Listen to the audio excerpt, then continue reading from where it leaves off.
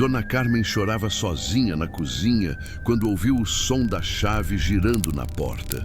Era um choro contido, silencioso, daqueles que a gente aprende a engolir depois de uma vida inteira segurando tudo sozinha. As lágrimas caíam devagar enquanto ela mexia o feijão no fogão, tentando fingir para si mesma que aquele era só mais um dia comum. Mas não era. E ela sentiu isso no exato instante em que a porta se abriu. Eram 2 da tarde de uma terça-feira qualquer. Horário estranho para a visita. Ainda mais quando os 3 filhos entraram juntos. Valdecir, o mais velho, foi o primeiro a passar pela porta. Sério demais, com aquele mesmo olhar duro que ele tinha quando era criança e aprontava alguma coisa. Logo atrás vinha Roberto, com o celular na mão, os olhos grudados na tela, como se estivesse ali contra a própria vontade. E por último, Cláudia, encostando na parede da sala, braços cruzados, postura de quem já chegou pronta para brigar. O coração de Dona Carmen disparou. Os 3 nunca apareciam juntos. Nunca. Ainda mais sem avisar. "Mãe! Senta aí", disse Valdecir, com a voz grave e controlada. "A gente precisa conversar." Carmen desligou o fogão devagar, secou as mãos no avental e sentou-se à mesa de madeira, a mesma onde ensinou os 3 a comer, a rezar antes das refeições, a dividir o pão quando quase não havia nada. "Que conversa é essa?" perguntou, tentando soar firme. "Vocês estão com cara de velório." O silêncio que caiu sobre a sala foi pesado, denso, daqueles que apertam o peito. Valdecir respirou fundo, olhou para os irmãos e soltou a frase como quem arranca um curativo de uma ferida aberta. "Mãe, a gente vendeu a casa." Por um segundo, Dona Carmen achou que tinha ouvido errado. O mundo pareceu girar devagar demais. "Como assim? Venderam a casa?" A voz saiu fraca. "Que casa?" Roberto finalmente levantou os olhos do celular. "Essa casa, mãe. A nossa casa." O chão sumiu debaixo dos pés dela. "Vocês venderam a minha casa?" A voz dela começou a tremer. "Sem falar comigo?" "A gente não teve escolha", respondeu Roberto impaciente. "A senhora está ficando frágil. Não dá mais conta de tudo sozinha." Foi aí que algo dentro de Carmen estourou. "Eu estou bem!" ela gritou com uma força que nem sabia que ainda tinha. "Eu cuido dessa casa há mais de 40 anos. Criei vocês aqui dentro. Vocês não têm o direito de fazer isso comigo." Cláudia soltou um suspiro cansado, daqueles de quem já ensaiou aquela conversa 1000 vezes na cabeça. "Mãe, para com esse drama. A senhora esquece o fogão ligado, deixa a torneira aberta, não toma os remédios direito. A gente vive preocupado. E a solução é me tirar da minha casa?" Carmen sentiu as lágrimas queimarem os olhos. "Da casa onde enterrei o pai de vocês, onde está toda a minha vida." Valdecir puxou um folheto do bolso e colocou em cima da mesa. "A gente já resolveu tudo. Encontramos um lugar ótimo para a senhora. Residencial Bela Vista. Tem enfermeira, médico, atividades, outras pessoas da sua idade." Carmen pegou o papel com as mãos tremendo. Na capa, idosos sorrindo em volta de uma mesa de dominó. "Vocês querem me jogar num asilo?" "Não é asilo, mãe", Roberto rebateu. "É uma residência assistida. Lugar caro de qualidade, inclusive a gente vai pagar com o dinheiro da venda da casa."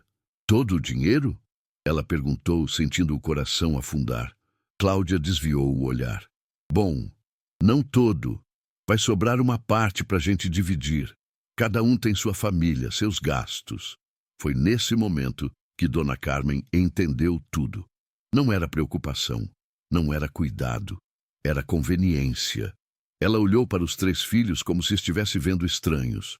Aquelas crianças que ela criou sozinha depois que o marido morreu, que ela carregou no colo quando tinham febre, que ela sustentou limpando casa de madame, dormindo pouco, comendo menos ainda.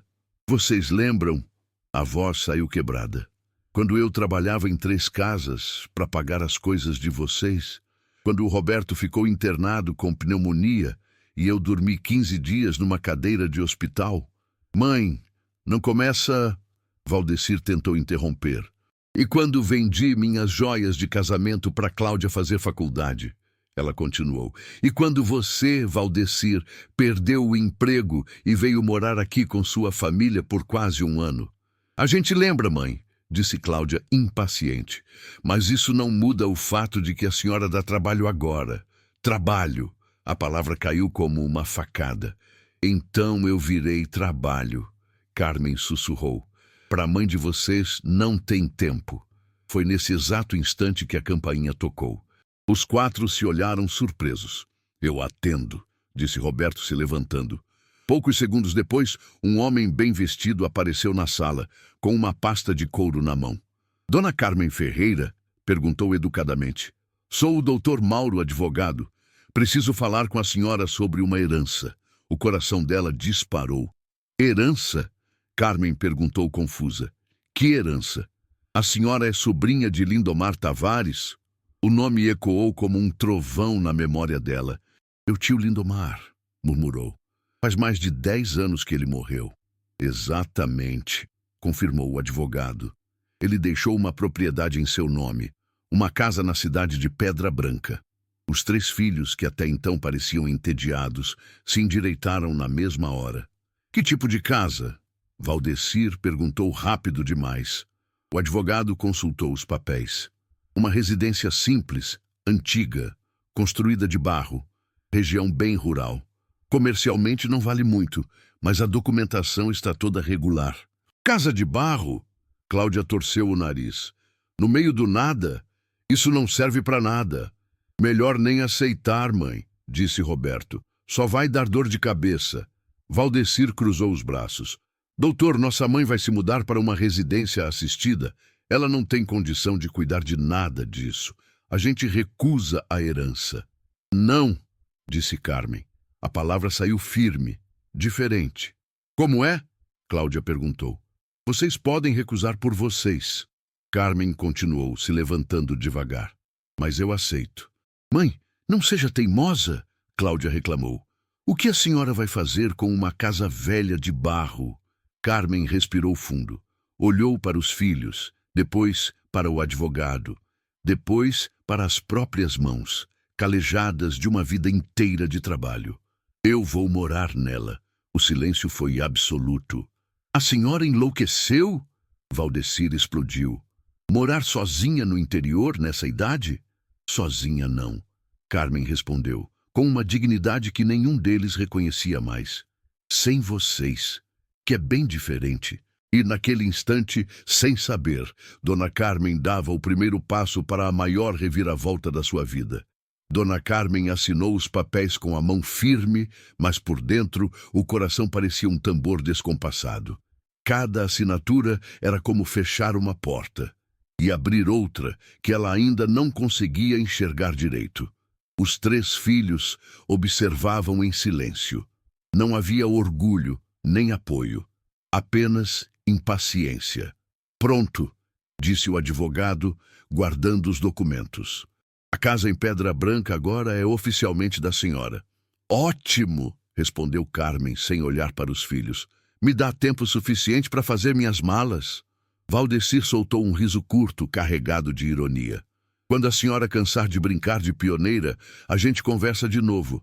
Mas fique sabendo, o novo dono assume essa casa aqui no fim do mês. Perfeito, Carmen respondeu. É mais do que suficiente. Os 3 saíram batendo a porta, sem se despedir, sem um abraço, sem um boa sorte. O som do carro se afastando pela rua ecoou dentro da casa vazia, como um aviso definitivo. Ela estava sozinha. O advogado ficou parado, visivelmente constrangido. Dona Carmen, a senhora tem certeza dessa decisão? Pedra Branca é uma cidade bem pequena, isolada. Ela caminhou até a janela e viu os filhos entrando no carro, rindo de alguma coisa, sem olhar para trás. Doutor, disse ela com a voz baixa, mas segura, eu passei a vida inteira cuidando de gente que nunca cuidou de mim. Talvez seja a hora de descobrir do que eu sou capaz, quando só tenho que cuidar de mim mesma. Quando ele foi embora, a casa ficou em silêncio absoluto, e pela primeira vez em muitos anos, aquele silêncio não doeu. Naquela noite, Dona Carmen fez as malas com calma. Separou poucas roupas, os remédios, algumas fotografias antigas e uma caixinha de música que o marido havia lhe dado no primeiro aniversário de casamento. O resto já não importava. Foi então que, no fundo de uma gaveta antiga, ela encontrou uma carta amarelada. Reconheceu a letra na hora. Era do tio Lindomar. Minha querida Carmen, começava a carta, sei que a vida nem sempre foi justa com você. Quero que saiba que sempre haverá um lugar para você aqui no sertão. Esta casa guarda segredos que só alguém da família pode descobrir. Quando precisar de um novo começo, lembre-se, nem tudo que parece simples é simples de verdade. Carmen dobrou a carta com cuidado e sentiu um arrepio percorrer o corpo. Tio Lindomar sempre fora um homem misterioso. Falava pouco, observava muito. Mas uma coisa ela sabia. Ele nunca mentiu para ela. Na manhã seguinte, antes do sol nascer, Carmen fechou a porta da antiga casa pela última vez. Não houve choro, não houve arrependimento. Apenas uma sensação estranha, de liberdade. A viagem de ônibus durou quase 8 horas. Ela ficou olhando pela janela enquanto a paisagem mudava. Os prédios altos deram lugar a casas baixas. As casas deram lugar a campos. Os campos se transformaram em sertão. O ar ficou mais seco, o calor mais intenso. Quando o ônibus parou na pequena rodoviária de Pedra Branca, Carmen desceu com 2 malas e o coração cheio de perguntas. Rodoviária era um nome generoso demais. Era apenas um prédio pequeno, 3 bancos de madeira e meia dúzia de pessoas esperando. "A senhora é forasteira, né?" perguntou um homem de cabelos brancos e pele queimada de sol. "Sou Genésio, taxista. Para onde vai?" "Rua das Flores, número 15", respondeu Carmen, lendo o papel que o advogado havia lhe dado. O homem franziu a testa. "A casa do finado Lindomar? Era meu tio. Agora é minha." Genésio colocou as malas no porta-malas do carro velho e a olhou com curiosidade. "Com todo respeito, dona, a senhora tem certeza que quer morar lá?" Um frio percorreu a espinha dela. "E é por quê? Tem algum problema com a casa?" "Problema não é bem a palavra." Ele ligou o carro, que demorou a pegar. Seu Lindomar era um homem diferente, muito reservado. Nos últimos anos, quase ninguém entrava naquela casa. Enquanto o carro avançava pela estrada de terra, Carmen observava a cidade. Uma igreja pequena, um mercadinho, uma farmácia. Tudo simples, tudo silencioso. "Diferente como?" ela perguntou. "Diziam que ele tinha dinheiro", respondeu Genésio. "Muito dinheiro. Mas vivia como pobre. Casa sempre fechada, não conversava com ninguém. E depois que morreu, a casa ficou abandonada. O carro parou em frente a uma construção simples de barro, com telhado de telha vermelha e um pequeno jardim tomado pelo mato. "É aqui", disse Genésio. "Quer que eu espere caso a senhora mude de ideia?" Carmen pagou a corrida e segurou as chaves com força. "Não vai precisar. Essa é minha casa agora." A fechadura estava emperrada, mas cedeu depois de algumas tentativas. Quando abriu a porta, o cheiro de casa fechada tomou o ar. A sala era pequena, mas aconchegante. Móveis antigos, mas bem cuidados. Uma mesa de madeira maciça, uma poltrona gasta, uma estante com livros empoeirados. Carmen caminhou pela casa devagar, como quem pede permissão. Cozinha simples, quarto pequeno, banheiro funcional. Tudo parecia estranhamente intacto. Foi quando algo chamou sua atenção.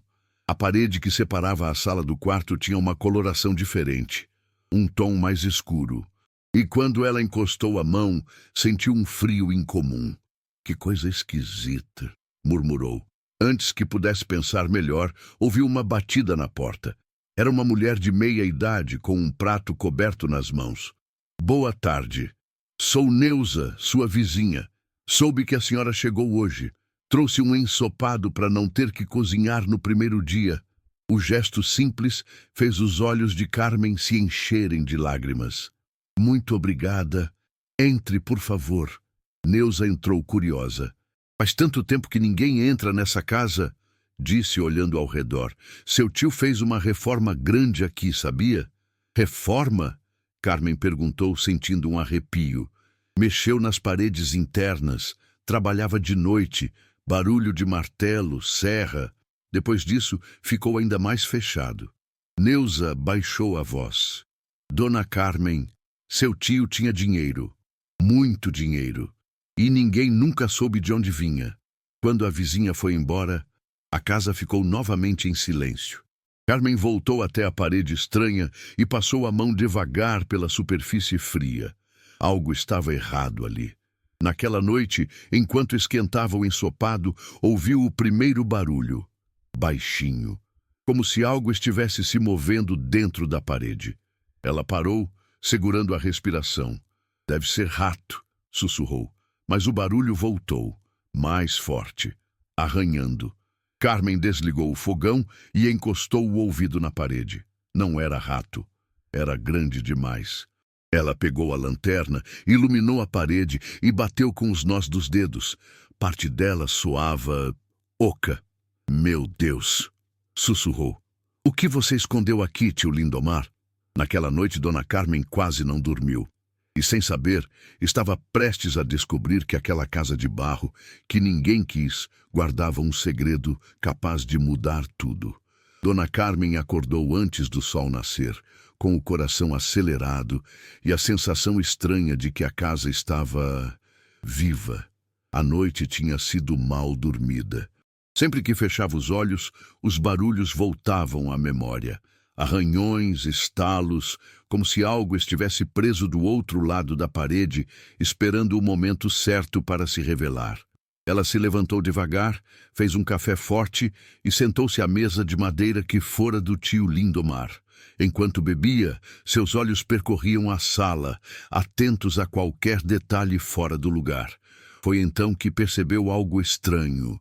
Uma das gavetas da mesa estava emperrada. Carmen forçou um pouco até conseguir abrir. Dentro havia contas antigas, elásticos ressecados pelo tempo, e no fundo um envelope amarelado com seu nome escrito à mão. A letra era inconfundível. Tio Lindomar. As mãos dela começaram a tremer enquanto abria o envelope. Dentro havia 3 folhas escritas à mão. Minha querida Carmen, dizia a primeira. Se você está lendo isso, significa que chegou até a casa e percebeu que ela não é tão simples quanto parece. Um arrepio percorreu o corpo dela. Durante toda a minha vida fui chamado de estranho, desconfiado, até de louco. Mas fiz escolhas que ninguém jamais entenderia. Trabalhei com coisas que não podiam ser declaradas, negociei ouro, pedras preciosas, fiz trocas que não aparecem em papel. Carmen arregalou os olhos. Juntei mais dinheiro do que qualquer homem precisa. E por isso vivi com medo. Medo de perder tudo. Medo de pessoas erradas descobrirem. Ela sentiu o coração bater mais rápido a cada linha. Há 15 anos construí um esconderijo dentro desta casa. Transformei parte da parede num cofre. Tudo o que juntei está ali. Mas existe uma condição. Carmen engoliu em seco.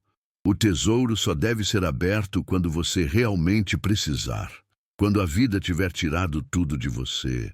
Quando descobrir quem te ama de verdade e quem só se aproxima por interesse. As lágrimas escorreram pelo rosto dela. Era como se o tio tivesse previsto tudo.